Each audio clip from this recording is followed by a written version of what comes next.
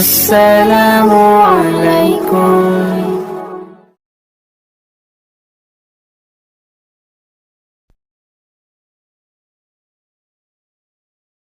আসসালামু আলাইকুম। আশা করি আমার প্রাণপ্রিয় শিক্ষার্থীরা তোমরা সবাই ভালো আছো এবং সুস্থ আছো। তোমরা সবসময় ভালো থাকো এবং সুস্থ থাকো, এই প্রত্যাশা সবসময় কামনা করি। তো শিক্ষার্থীরা, তোমরা জানো আমাদের বাংলাদেশ ব্যাপী কঠিন লকডাউনে আমরা আছি। এই কঠিন লকডাউনের মাঝেও আমরা তোমাদের সাথে অনলাইনে সংযুক্ত আছি। তোমরা আমাদের সাথে লকডাউনে সংযুক্ত রয়েছ, এর জন্য তোমাদের সবাইকে জানাচ্ছি অসংখ্য ধন্যবাদ। তো শিক্ষার্থীরা, আমরা দেখতে দেখতে প্রায় দ্বিতীয় সেমিস্টার পরীক্ষার সামনে উপনীত হয়েছি। আমাদের আগস্টের 28 তারিখ থেকে দ্বিতীয় সেমিস্টার পরীক্ষা হওয়ার কথা। তো আমরা এই দ্বিতীয় সেমিস্টার পরীক্ষার সিলেবাসের ভিতরে আমরা আলোচনা করার চেষ্টা করছি। তো আমরা প্রায় সবগুলো বিষয় সিলেবাসের অন্তর্ভুক্ত অনলাইনের মাধ্যমে আমরা যতটুকু সম্ভব তোমাদের দেওয়ার চেষ্টা করেছি। তো শিক্ষার্থীরা, আমরা গত ক্লাসে আলোচনা করেছিলাম অধ্যায় 8 নিয়ে, নাগরিক ও বাংলাদেশ ও বাংলাদেশের নাগরিক। এই অধ্যায়ের কয়েকটা পার্ট নিয়ে আলোচনা করেছিলাম আমরা নাগরিকত্ব লাভের নিয়ম। নাগরিকত্ব লাভের নিয়ম নিয়ে আমরা দুটি পয়েন্ট নিয়ে আলোচনা করেছিলাম: জন্মসূত্রে নাগরিকত্ব লাভ, অনুমোদন সূত্রে নাগরিকত্ব লাভ, সেটা নিয়ে আলোচনা করেছিলাম। তো আমরা গত ক্লাসে একটু ধারাবাহিক আলোচনা করে আজকের আলোচনা আমরা যাব। জন্মসূত্রে নাগরিকত্ব লাভের দুইটি প্রধান বিবেচ্য বিষয় রয়েছে। কেউ বলতে পারবে দুইটি প্রধান বিবেচ্য বিষয় কি? আমি বলে দিচ্ছি। এক নম্বর হচ্ছে জন্মসূত্র নীতি, আর একটা হচ্ছে জন্মস্থান নীতি। আর এই জন্মসূত্র নীতিটা হচ্ছে যে এই নীতি অনুযায়ী মা বাবা যে রাষ্ট্রের নাগরিক, সন্তান হবে সেই রাষ্ট্রের নাগরিক।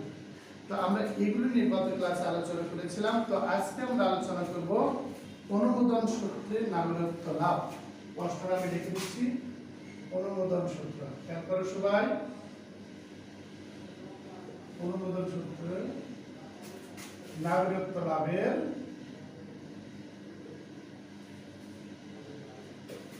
উপায়গুলো আলোচনা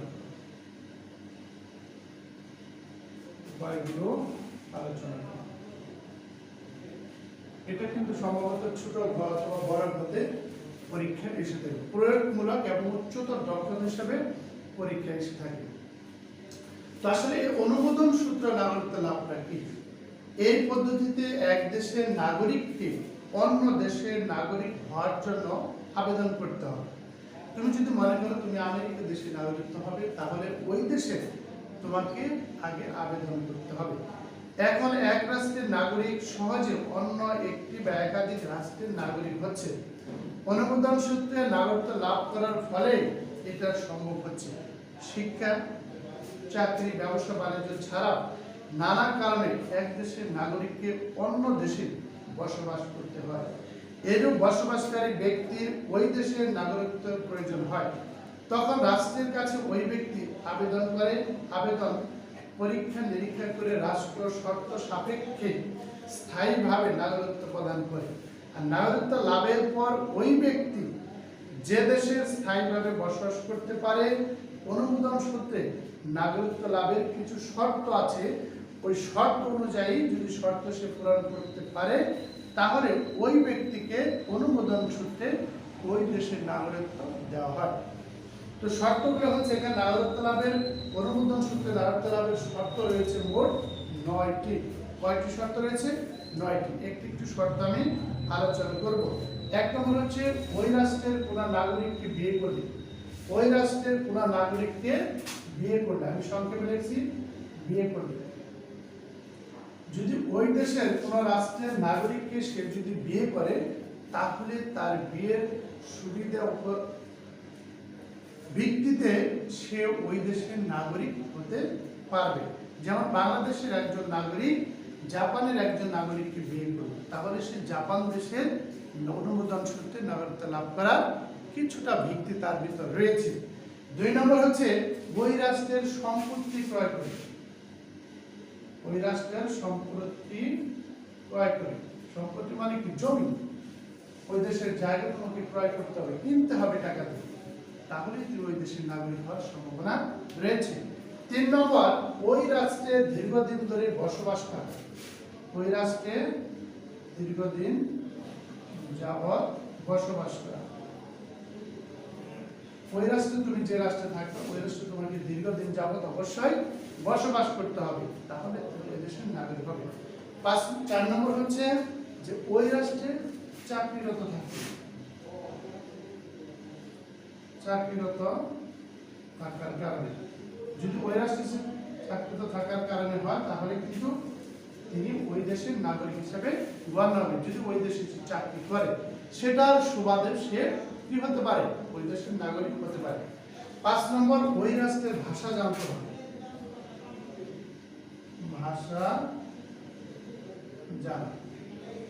তুমি যে রাষ্ট্রে যাও, যে রাষ্ট্রে যেতে চাচ্ছ অনুমোদন সূত্রে, সেই রাষ্ট্রে তোমাকে ভাষাটাকে রপ্ত করতে হবে, ভাষা তোমাকে শিখতে হবে, তাহলে তুমি ওই রাষ্ট্রের নাগরিক হতে হবে। এবং ওই রাষ্ট্রের সেনাবাহিনীতে চাকরি করবে, সেনাবাহিনীতে চাকরি অবস্থা থাকবে, তাহলে সে ওই দেশের নাগরিক হিসাবে গণ্য হবে। যদি ওই দেশে সে সেনাবাহিনীতে কোনো চাকরি করে তাহলে সে চাকরির সুবাদেতে সে ওই দেশের নাগরিক হতে পারে। 7 নম্বর হচ্ছে ভালো চরিত্রের অধিকারী হতে হবে, ভালো চরিত্রের অধিকারী হতে হবে। আমাদের যে জুলাই মাসের থিম ডায়লগ সৃষ্টি শিক্ষা পরিবার কর্তৃক, সেটা হচ্ছে সৎ চরিত্র গঠন। হ্যাঁ, এটি হচ্ছে আমাদের এ মাসের থিম ডায়লগ, সৎ চরিত্র গঠন। তাহলে এই সৎ চরিত্র গঠনের জন্য আমাদের কি করতে হবে, তোমাকে একজন আগে ভালো চরিত্রের অধিকারী হতে হবে, সবসময় সত্য কথা বলতে হবে, সবার সাথে ভালো ব্যবহার করতে হবে, সবাই যেন তোমাকে দেখেছি না ছেলেটা খুব সুন্দর, মেয়েটা খুব ভালো, ভদ্র, বিনয়ী এবং ভালো চরিত্রের অধিকারী, এগুলো দেখে যেন তোমাকে আমাকে প্রশংসা করতে পারে, এটাই হচ্ছে ভালো চরিত্রের অধিকারী হতে হবে। সে যে দেশে থাক তাহলে ওই দেশের ভালো চরিত্রে তাকে অবশ্যই অধিকারী হতে হবে। 8 নম্বর হচ্ছে উন্নত দক্ষতা, দক্ষতা থাকতে হবে তার, শুধু তাই না, উন্নত মানের তার সবকিছুতে দক্ষতা থাকতে হবে। এই কম্পিউটার, ইমেল, সবকিছুতে যা আছে প্রত্যেকটা কাজের ক্ষেত্রে তার জন্য নিজস্ব একটু দক্ষতা থাকে, সেটা তাকে থাকতেই হবে। 9 নম্বর হচ্ছে রাজনৈতিক আশ্রয় গ্রহণ, রাজনৈতিক ভাবে তার আশ্রয় গ্রহণ থাকতে হবে, তাহলে সে উন্নত মানের কি হবে, ওই দেশে সে নাগরিক হতে হবে। যদি অনুমোদন সূত্রে নাগরিকত্ব লাভ করতে চায় তাহলে এই 10টা পয়েন্ট, 9টা পয়েন্ট শর্ত যদি সে পালন করতে পারে তাহলে সে ওই দেশের নাগরিকত্ব লাভ করতে পারবে। আর যদি ওই দেশের নাগরিকত্ব লাভ করতে চায় এই 9টা শর্ত যদি কেউ পূরণ না করতে পারে তাহলে কিন্তু সে কখনোই ওই দেশের নাগরিকত্ব লাভ করতে পারবে না। তো সেক্ষেত্রে আমি আবার বলছি যে এই অনুমোদন সূত্রে নাগরিকত্ব লাভের 9টা পয়েন্ট তোমাদের মুখস্থ থাকতে হবে, 9টা পয়েন্ট তোমাদের জানা থাকতে হবে, তাহলে সেখানে তুমি এই অনুমোদন সূত্রে নাগরিকত্ব লাভের অনুমোদন তুমি পেয়ে যেতে পারবে। তো আমি সেই শর্তগুলো আবার একবার বলছি, তুমি একটু খেয়াল করো যে বিয়ে করলে যদি ওই দেশের নাগরিকের রাষ্ট্রের কোনো নাগরিককে সে বিয়ে করে তাহলে কিন্তু সে অনুমোদন সূত্র পেয়ে যাবে, অথবা ওই রাষ্ট্রের সম্পত্তি ক্রয় করেও সে নাগরিকত্ব লাভ করতে পারে। 3 নম্বর, দীর্ঘদিন যাবৎ সে ওই রাষ্ট্রে বসবাস করে। 4 নম্বর, ওই রাষ্ট্রের চাকরিরত থাকে এবং ওই রাষ্ট্রের ভাষা জানতে হবে তাকে, ওই রাষ্ট্রের সেনাবাহিনীতে চাকরি করতে হবে, ভালো চরিত্রের তার অধিকারী থাকতে হবে এবং উন্নত দক্ষতার অধিকারী থাকতে হবে এবং রাজনৈতিক আশ্রয় তাকে অবশ্যই গ্রহণ করতে হবে। আর এই উপরন্ত শর্তগুলো সে যদি মেনে চলে তাহলে অনুমোদন সূত্রে নাগরিকত্ব লাভের ব্যক্তি উল্লেখিত শর্তগুলো এক বা একাধিক শর্ত পূরণ করলে নাগরিকত্ব লাভ করতে পারবে। ওই দেশের নাগরিকের মতো প্রায় সমান অধিকারীকে সুযোগ সুবিধা সে প্রাপ্য হবে।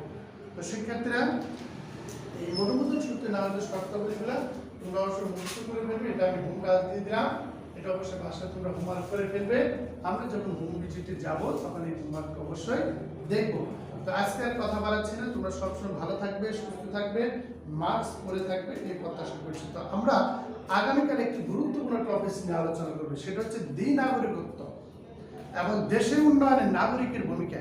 এই দেশটি উন্নয়নের জন্য তোমার আসলে কি ভূমিকা, এটা নিয়ে আলোচনা করবে এবং দ্বি-নাগরিকত্ব নিয়ে আলোচনা করবে। সামনের ক্লাসে তোমরা অপেক্ষায় থাকো। এই প্রত্যাশা আজকে এখানে ক্লাস শেষ করছি। ধন্যবাদ সবাইকে। আসসালামু আলাইকুম।